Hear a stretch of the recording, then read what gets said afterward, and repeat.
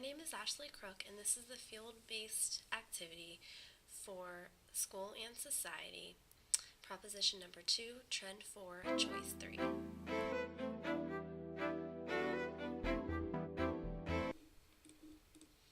Teachers are members of learning communities. They collaborate with others to improve students' learning.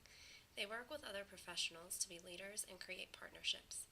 Trend 4 states that advancing technology has shaped our world, including education. In this video, my field educator and I will analyze the possibilities that technology has to build collaborative partnerships with others in the educational process, including parents, students, co-teachers, the community, businesses, and community agencies. We will also look at how collaboration can improve student academic performance. Collaboration is very important in the educational process. In an article by Rick Dufour called Work Together But Only If You Want To, he states that we cannot simply invite or just encourage collaboration. He explains the way many schools have looked, and continue to look at collaboration, some difficulties and challenges with it, and some advice on what professional learning communities should look like and how they can be developed and implemented effectively. He first discusses how teachers are typically focused on their own individual classrooms. They get to school, close the door, and work alone with their classes. There is a lack of data analysis, structure, and support in the school system to have an environment that can foster true effective collaboration. A reason for lack of collaboration is because these types of schools have not made it a requirement, have not followed through with the proper support. In an effort to steer away from this trend of isolation, Dufour states that schools should be organized to create and support professional learning communities. Teachers will always need to work individually, but processes can be integrated into the teacher's routine in a systematic way. There is abundant research linking higher levels of student achievement to educators who work in the collaborative culture. Teams should work together to establish the essential learning all students must acquire, to gather evidence of student learning through an ongoing assessment process, and to use the evidence of learning to discuss, evaluate, plan, and improve instruction. Technology can encourage collaboration in the educational process. It continues to change what students learn and continue to learn. Throughout human history, collaboration typically was conducted face-to-face and worked together asynchronously. The Internet and other Web 2.0 tools have closed much of the time gap because we can communicate instantly. For educators to work with each other, we can use different tools such as email, Google Docs, Skype, video conferencing, and many others to work together. We can share ideas, edit, and comment to help each other improve teaching strategies. At PA Cyber, we use multiple tools to collaborate. We have SharePoint in our server, where we can share documents with colleagues. We can evaluate school progress and work with colleagues on curriculum, policies, and staff development. We often use video conferencing to hold meetings since we are all over the state. At times, technology is the primary way for us to collaborate. For students, collaboration is a big part of the millennial generation. Students simply enjoy working together. Eric Brunzel, an assistant professor of science education, states in a Web Tools blog series that a variety of web tools provide opportunities for students to collaborate with each other in and out of the classroom, as well as others outside of the class. Students can participate in discussion boards, email each other, or work in groups in a virtual classroom. Often nowadays, students are accustomed to cell phones, computers, and the internet, so why not use these tools for them to be able to work together? Eric Brunzel also states research showed that by using certain technology, students had opportunities for higher achievement. Students had more time to think, reflect, and process ideas. They were able to also conduct mini research as they composed discussion posts. They learned from each other's ideas and used higher-level thinking skills as time went on. Anxiety was shown to also decrease during online discussions, which led to higher participation. In working with the community, technology has become more and more popular. As stated in the PowerPoint for this week's learning session, school websites use technology to direct and guide the community towards a variety of resources.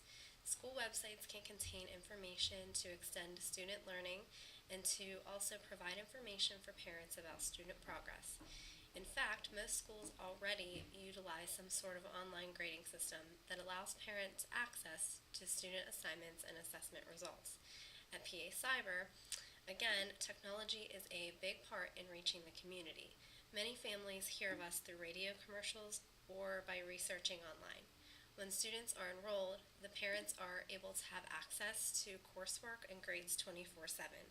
Technology can help connect parents, students, and teachers and the community at the click of a button.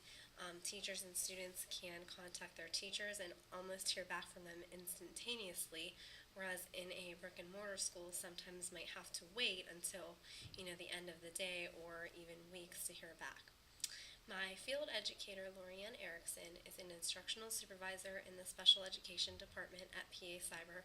She will now discuss her thoughts regarding technology and education and collaboration.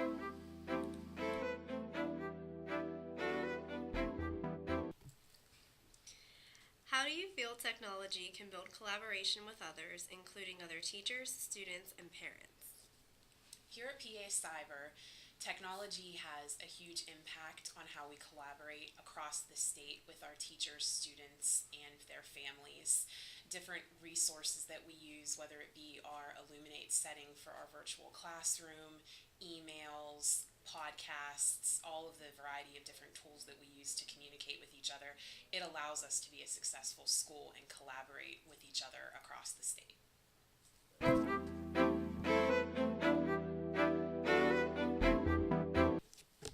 In what ways can this technological collaboration improve students' academic performance?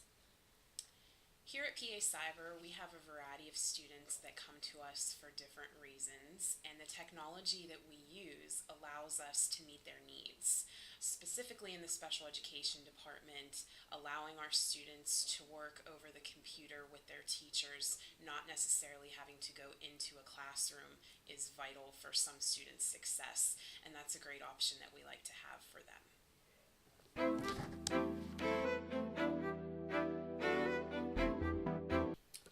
What challenges does your school currently face with effective collaboration?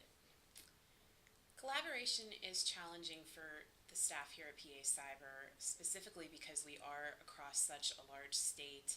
Some people work from home, some people are in offices in different cities across the state, and it does make it challenging. You have to put in the extra effort, and then with the technology, unfortunately, it's our only way of communicating and collaborating sometimes, and it sometimes isn't the most reliable way to do so. Do you think that there are more challenges in our setting or in a brick and mortar setting? I would definitely say at PA Cyber, in the cyber setting, there's more challenges because, again, it's not just a matter of quick, we need to have a staff meeting, everyone go in the conference room. There's people across the state that we have to gather, and again, we're, basing everything on the use of technology.